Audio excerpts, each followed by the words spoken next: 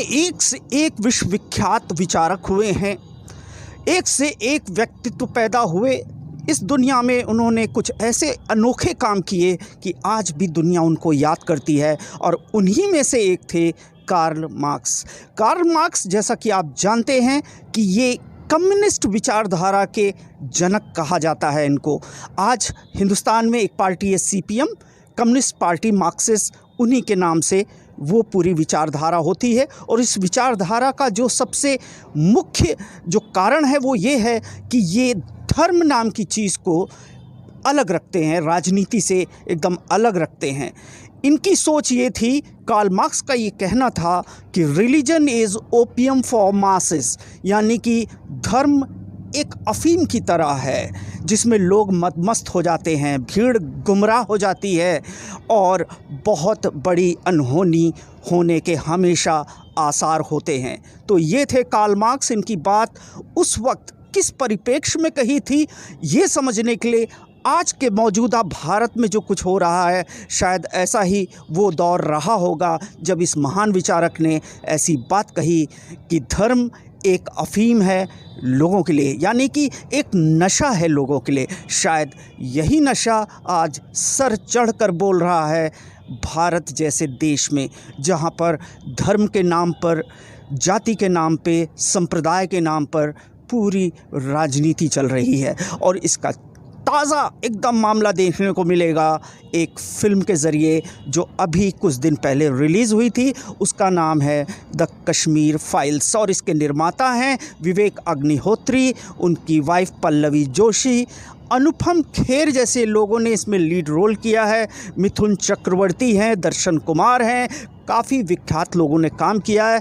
Film बहुत अच्छी बनी है, करोड़ों का बिज़नेस कर रही है, और अभी तक की जो सूचना है तकरीबन 200 करोड़ के करीब इसका कारोबार हो रहा है। जी हाँ, मैं आपको जल्द से जल्दी बताता चलूँ कि इस कश्मीर फाइल का जो पूरी पटकथा है वो 1990 में कश्मीरी पंडितों के जो पलायन का मुद्दा था, जिस प्रकार से उसे जेनोसाइड कहा गया, एक पूरे के पूरे समुदाय को वहाँ से पलायन करना पड़ा। बहुत दुखद दिन था, बहुत दुखद घटना है भारत के इतिहास की। लेकिन आज 32 साल बाद इस पर फिल्म बनी। क्यों बनी, किस लिए बनी, ऐसी वक्त पे रिलीज़ हुई, इसके पीछे बहुत से प्रश्न चिन्ह आज लगाए जा रहे हैं। एक बहुत बड़ा वर्ग कश्मीर फाइल्स के साथ है, बहुत बड़ा वर्ग खिलाफ है, क्योंकि इससे जो सबसे बड़ी चीज़ निकल कर आ रही है कि इस फिल्म को देखने के बाद वहाँ से निकलने वाला हर आदमी एक समुदाय या संप्रदाय विशेष के खिलाफ बहुत ही उग्र गुस्सा दिखा रहा है, जो कि किसी भी राष्ट्र के लिए ठीक नहीं है। तो मैं सबसे पहले तो ये दिखाता हूँ कि आखिर इस फिल्म को टोल फ्री करने की वजह क्या थी। टोल फ्री करने का जो मोटा मकसद होता है सरकारों का, कि एक फ़िल्म जो एक मकसद के साथ बनाई गई है, एक संदेश दे रही है, लोगों तक आसानी से पहुँचे, कम पैसे में पहुंच जाए, इतना महंगा टिकट ना हो। शायद यही सब सोचकर कुछ राज्य सरकारें टैक्स फ्री करती हैं। लेकिन इस फिल्म में ये मज़ेदार चीज़ देखने को मिली, जहाँ भाजपा शासित राज्य हैं वहाँ तो टोल फ्री हो गया, लेकिन बाकी राज्यों में ऐसा नहीं हो पाया।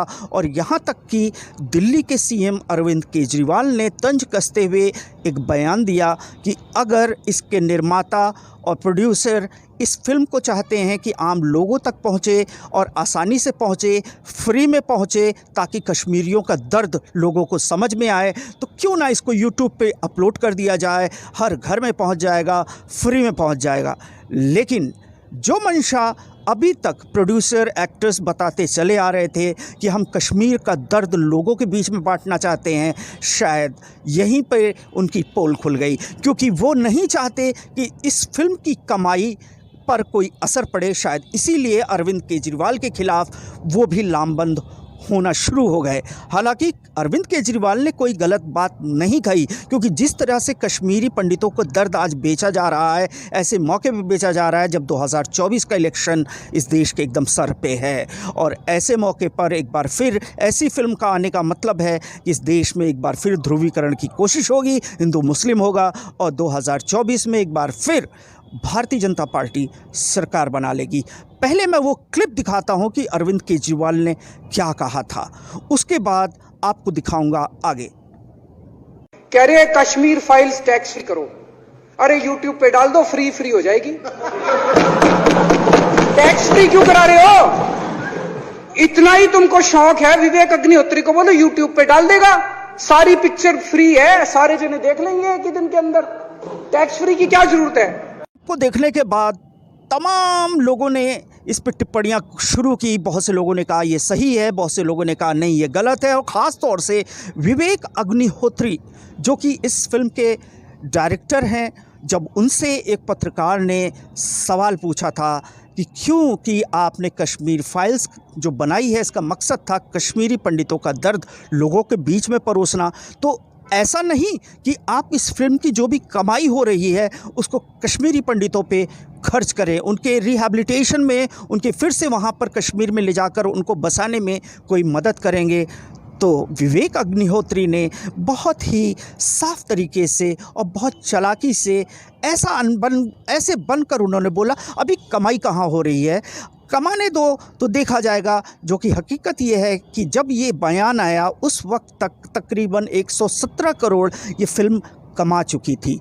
तो इन दो चीज़ों से एक बात तो साफ़ हो रही है, कहीं ना कहीं इसके पीछे एक एजेंडा है। ये फिल्म एक साजिश के, एक एजेंडे के तहत इस देश में प्रसारित की जा रही है। ऐसे मौके पर प्रसारित की जा रही है कि इस देश में दो समुदायों के बीच में एक तनाव हो और उस तनाव का फ़ायदा भारतीय जनता पार्टी उठाने की कोशिश कर रही है 2024 के इलेक्शन में।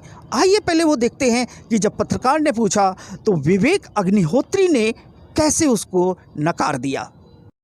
इस मूवी से जो कमाई होगी, क्या ये कश्मीरी पंडितों को कुछ हिस्सा दिया जाएगा उसमें?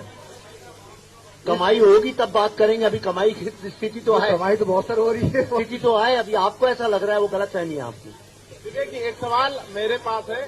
चीज़ें देखने के बाद आपके मन में सवाल आ रहा होगा कि मैं बार बार कश्मीर फाइल्स और उसके एजेंडे और उनकी नीयत पे शक कर रहा हूँ, तो शक इसलिए भी करना वाजिब हो जाता है क्योंकि कश्मीर फाइल देखने के बाद एक चीज़ तो साफ़ हो गई, इसमें सिर्फ़ और सिर्फ पलायन दिखाया गया, उनके साथ जो बर्बरता हुई वो दिखाया गया, किस प्रकार से मस्जिदों से ऐलान हुआ कश्मीरी पंडितों को अपना वतन छोड़ने के लिए, ये दिखाया गया, मैसेकर दिखाया गया, किस तरीके से विभत्स तरीके से कत्लेआम हुआ, औरतों का बलात्कार हुआ।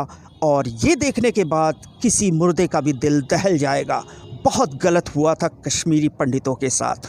और उस वक्त की जो सरकारें थीं, क्या किया क्या नहीं किया ये तो बात की बात है, लेकिन आज जो कश्मीरी पंडितों की बात कर रहे हैं उन्होंने क्या किया, इस पे आज भी प्रश्न चिन्ह लगा हुआ है। क्योंकि पिछले 2014 से भाजपा की सरकार है, बीच में अटल बिहारी वाजपेयी की भी पूरी सरकार रही, उस दौर में क्या किया गया इसका कोई जिक्र इस फिल्म में नहीं है।